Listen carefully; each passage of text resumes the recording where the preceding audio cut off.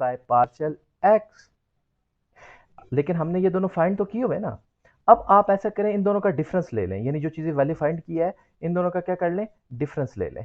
यानी कि partial M by partial Y minus partial N by partial X, और उसको डिवाइड कर दें किसके साथ, जो हमारे पास डी वाई का कोफिशिएंट है, यानी दूसरे वाला, इससे डिवाइड कर दें।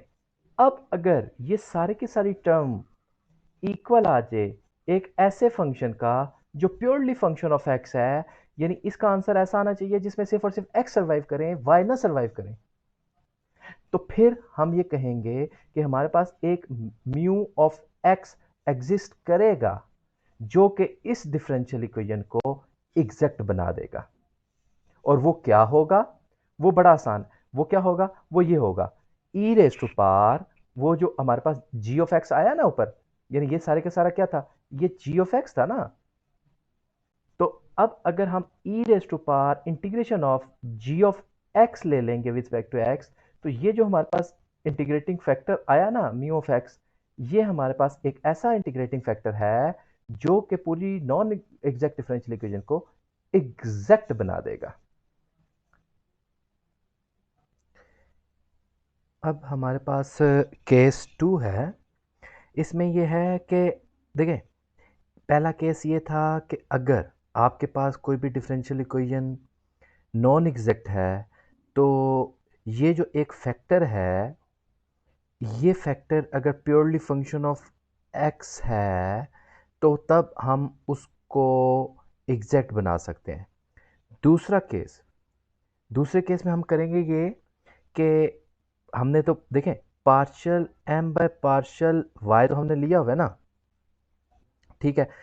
अब इसको अगर हम माइनस करते हैं partial N by partial X में से और डिवाइड कर देते हैं एम से, पहले हमने किससे डिवाइड किया था, एन से, अब हम डिवाइड कर रहे हैं एम से, तो इसका जो आंसर आएगा ना वो एक फंक्शन से एच है और उसे प्योरली फंक्शन ऑफ वाई आना चाहिए, ठीक है।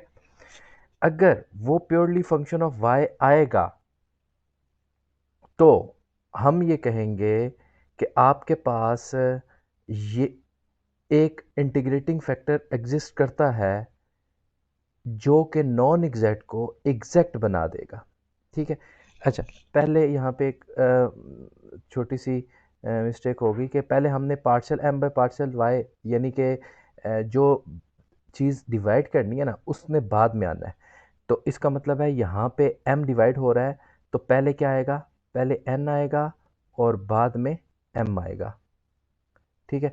पार्शियल n बाय पार्शियल, अब n का डेरिवेटिव रिस्पेक्ट टू y तो लेना नहीं है, वो x ही आएगा, और m का डेरिवेटिव रिस्पेक्ट टू y लेना है। तो इसका मतलब ये हो गया partial n by partial x minus partial m by partial x। इसको मैं दोबारा जो है सही करके लिख लेता हूँ कन्फ्यूजन से बचने के लिए, कि अगर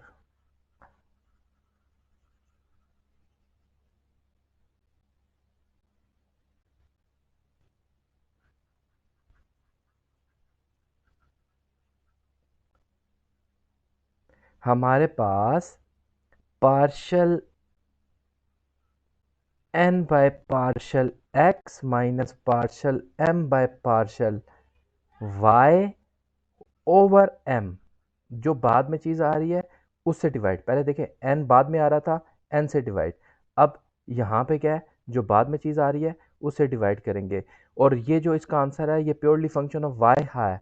अगर ये प्योरली फंक्शन ऑफ y है देन वी से दैट कि आपके पास ये जो फंक्शन है ये क्या होगा, सॉरी, ये जो नॉन एग्जैक्ट डिफरेंशियल इक्वेशन ये इस काबिल है कि इसको आप एग्जैक्ट बना सकें। अच्छा, अब अगला क्वेश्चन, हम इसे एग्जैक्ट कैसे बनाएंगे, उसके लिए इंटीग्रेटिव फैक्टर क्या होगा, उसके लिए इंटीग्रेटिव फैक्टर ये होगा म्यू ऑफ वाई। देखें पहले जो टर्म आ रही थी वो प्योरली फंक्शन ऑफ एक्स आ रही थी, तो integrating factor purely function of x था। अब इन दैट केस क्योंकि प्योरली फंक्शन जो आ रहा है वो y की फॉर्म में आ रहा है, तो अब इंटीग्रेटिंग फैक्टर जो होगा वो y की फॉर्म में होगा, ठीक है। अब y की फॉर्म में क्या आएगा, e raise to power integration of H of Y into D Y. अब एच ऑफ वाई क्या है? यही partial N by partial X minus partial M by partial Y. यही चीज जो है आपके पास दोबारा से यहाँ पे आ जाएगी। और इस म्यू ऑफ वाई को अगर आप मल्टीप्लाई करेंगे तो उसके बाद क्या होगा कि आपके पास जो नॉन एग्जैक्ट डिफरेंशियल इक्वेशन है वो एग्जैक्ट बन जाएगी। इसके बाद हमारे पास ये केस 3 एक आता है, जो एक्स्ट्रा एक केस है। इसके अंदर हम ये कहते हैं कि अगर हमारे पास जो गिवन इक्वेशन है यानी डिफरेंशियल इक्वेशन वो होमोजीनियस है। पहली चीज़ कि होमोजीनियस है। अब होमोजीनियस कोई भी डिफरेंशियल इक्वेशन कब होगी? मैं ये कहता हूँ कि m of X Y D X plus N of X Y D Y homogeneous is equal to 0 is homogeneous if m of xy and n of xy both are homogeneous। अब ये homogeneous यानी कोई function दो variable का homogeneous कब होगा? अगर m of X T sorry m X T and y t is equal to t raise to power n m of X Y.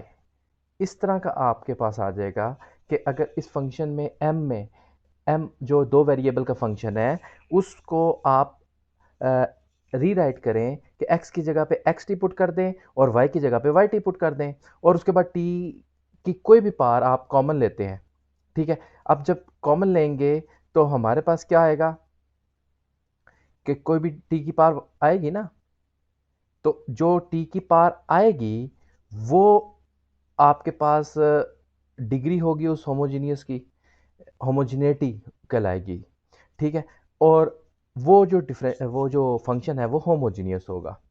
ठीक है, तो केस 3 के अंदर क्या है कि आपके पास जो डिफरेंशियल इक्वेशन है, पहली बात है वो होमोजीनियस हो। दूसरी चीज़ ये है कि अगर आप x मल्टीप्लाई करते हैं m के साथ, देखें m क्या था? कोफिशिएंट था ना dx का, तो dx को मल्टीप्लाई करना है x के साथ, और n कोफिशिएंट था ना dy का, तो n को मल्टीप्लाई करना है y के साथ, और इन दोनों को ऐड कर दें। और अगर इन दोनों को ऐड करने के बाद ये जीरो के इक्वल नहीं आते तो फिर भी आप जो नॉन एग्जैक्ट डिफरेंशियल इक्वेशन है इस टाइप की उसको एग्जैक्ट बना सकते हैं। और एग्जैक्ट बनाने का तरीका क्या होगा कि इसके लिए जो हमारे पास इंटीग्रेटिंग फैक्टर होगा म्यू ऑफ एक्स, वो क्या होगा? 1/, यहाँ पे जो है हम E raise to power consider नहीं करेंगे, वही चीज लिख देंगे x into M plus Y into N. यही आपके पास हमारे पास इंटीग्रेटिंग फैक्टर होगा। जो हम नॉन एग्जैक्ट डिफरेंशियल इक्वेशन को मल्टीप्लाई करेंगे तो क्या होगा? वो जो नॉन एग्जैक्ट डिफरेंशियल इक्वेशन है वो एग्जैक्ट बन जाएगी। अब इसी तरीके से अभी हमने क्या किया?